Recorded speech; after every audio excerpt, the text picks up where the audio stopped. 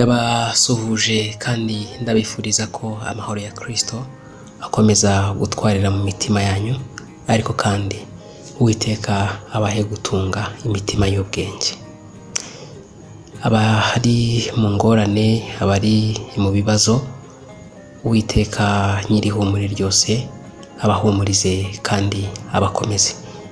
Ajya yemera ko byose bitugeraho, ahubwo atari uko twanze, ari ukugira ngo gukiranuka kwe n'ubundi gusohorezwe kuri twebwe. Nuko numva ijwi rivugira mu ijuru rimbwira riti, andika uti uhereye none hahirwa abapfa bapfira mu mwami wacu. Umwami nawe aravuga ati ngo baruhuke imihati yabo, kuko imirimo yabo ijyanye nabo ibakurikiye. Ngira ngo niba ukoresha imbuga nkoranyambaga cyangwa se udakunda no kuzikoresha, birashoboka ko inkuru y'urupfu rw'uyu mubyeyi waba wayibonye cyangwa se utanayibonye, ariko ku mbuga nkoranyambaga zigiye zitandukanye, mu by'ukuri ni inkuru iri gukomeza kugenda ishengura imitima y'abantu bagiye batandukanye, by'umwihariko benshi bagiye bakomeza kugenda bagira bati ni ukuri twongeye kwibuka ko hano ku isi atari iwacu, uyu mubiri twambaye ari umubiri w'inyama n'amaraso, umubiri ubora. Nkunda kubwira abantu nkabwira ngo abazima bo bazi ko bazapfa, ariko ngo abapfuye ntacyo bazi. Rero nimuhumure kubwo kubura abanyu. Ahari se wenda nawe uri kudukurikira wabuze uwawe cyangwa se uri mu bitakoroheye, ariko Uwiteka nyir'ihumure ryose, Uwiteka ururutse imitima, aba ari uhumuriza imitima yanyu. Njye ntabwo nabona icyo mvuga kugira ngo mbahumurize, ariko Uwiteka nyir'ihumure ryose abahumurize. Nk'abantu mwe, urupfu rw'uyu mubyeyi ngira ngo yitwa Emmanueline, akaba avuka n'ubundi hariya mu gihugu cy'u Burundi. Ngira ngo yari atuye ahantu hitwa Kiremba, ngira ngo niho yari atuye.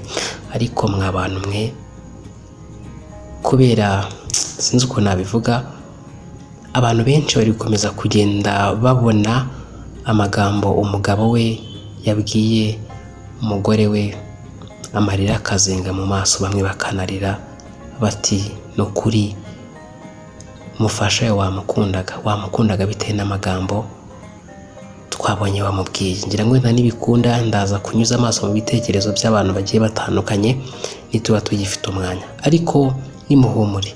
Ubwo twizeye yuko Yesu yapfuye akazuka, aba ariko twizera yuko Imana izazanana na Yesu abasinziriye muri we. Ariko kandi Imana izahanagura amarira ku maso yabo, kandi urupfu ntiruzabaho ukundi, kandi umuborogo cyangwa gutaka cyangwa kuribwa ntibizabaho ukundi, kuko ibya mbere ibishize. Rero abantu bagiye batandukanye bari gukomeza kugenda bibaza bati mu by'ukuri uyu mubyeyi yazize iki? Ni iki cyamwishe? Bati uyu mugabo asigaranye agahinda, aka kabebe asigaranye, sinzi uko nabivuga, ariko nyine Imana iba yashimye ko biba ibizi impamvu. Ni nayo yari yaramubahaye, nyine iranamwisubije, cyane ko ari nayo ifite ijambo rya nyuma ku buzima bw'umuntu yaremye. Rero munkundire mbagezeho amwe mu magambo umugabo we yamwandikiye, avuga ko yamusezeraga ntabimenye, nubwo ari amagambo ateye agahinda, ariko murihangana muze kuyumva. Umugabo wa Emmanueline yitwa Beni Edouard, yagize ati mukunzi, nari naragabiwe n'Uwiteka, waje mu buzima bwanjye burahinduka, kuko waje unyuzuza umunezero.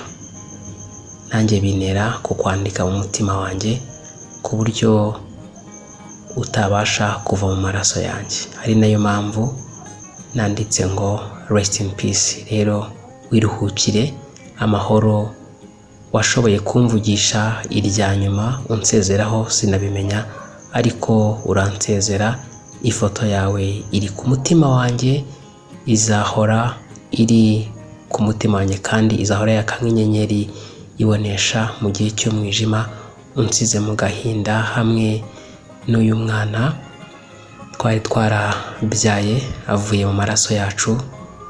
Rero nzahora nkuzirikana iteka ryose, n'ubu ndacyagufata nk'intwari, mukunzi yakumaye iranakwisubije. Aya rero ni amwe mu magambo Beni yabwiye umufasha we.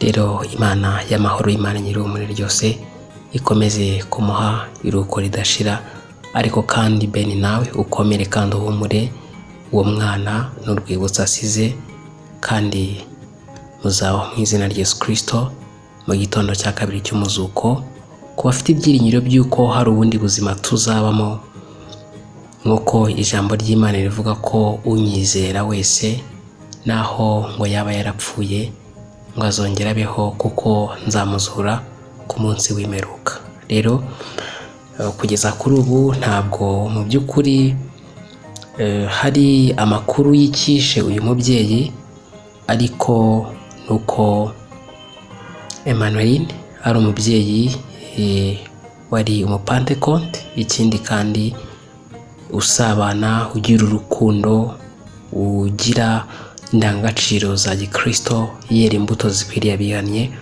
Ngira ngo nagiye mbona abantu bagiye batandukanye bamutangira ubuhamya, ariko ni byiza, niyo mpamvu nkunda kubwira abantu, nkababwira ngo gira icyo ukora kugira ngo byibuze uzasige iherezo ryiza imusozi, uzasiga inkuru nziza imusozi, ugende abantu batakuvuga nabi, ahubwo ugende bagusabira ijuru. Yego, ubwo rero wenda bibazaga ngo yabaye iki, yazize iki, kugira ngo wenda murasobanukiwe. Mu by'ukuri ntabwo tuzi ngo yazize iki, ariko amakuru ahari ni uko uyu muryango ushenguwe n'agahinda.